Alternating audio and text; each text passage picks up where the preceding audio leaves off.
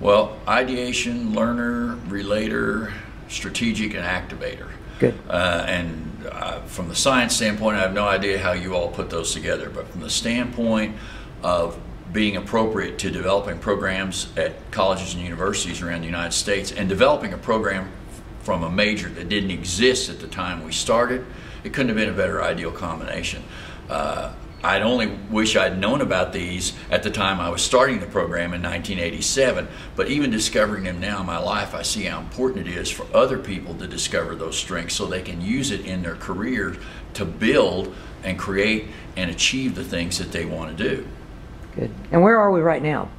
Well, we are in the Charles Schwab Technology Complex, which was part of a $1 million gift from Charles Schwab to help this program, which is considered the top one in the country, help other universities and colleges around the U.S. start programs similar to this. There are plenty of career opportunities for young people who understand their talents and their gifts, and that's one of the reasons why we use StrengthsQuest for everybody who comes into our program here at Tech. Now, I know Schwab was probably really motivated to want to support this because of the graduates coming out of the program and the opportunity to have access to them, but how did you tell me how your strengths were able to sell Schwab on the idea of investing in a facility like this. Well, I was part of a team, but in a sense, the strength of our program, the idea that you've got this ability to get other universities to see how important this is, and the fact that you've got industry wanting to see their people. This was a natural combination. We also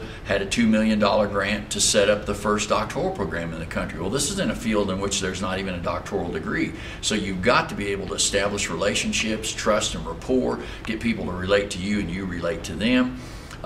Be willing to get them to activate and really want something to happen. So to me, this is also logical. I'm kind of wondering why I'm explaining what to me makes such great sense. Yeah.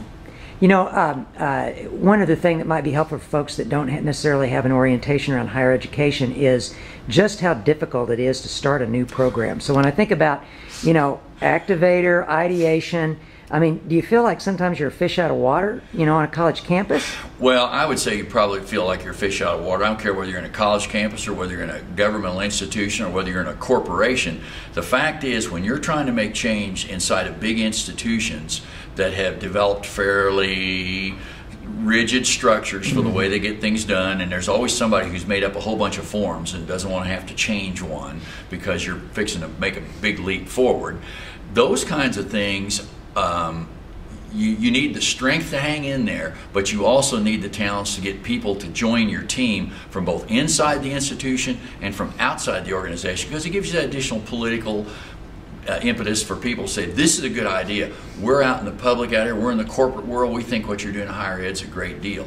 So to me, it's knowing these strengths now, after I operated with them for over 20 years in terms of building the program, it really makes me feel good. I think every young college professor should see where their real talents are relative to the discipline and the field that they're in.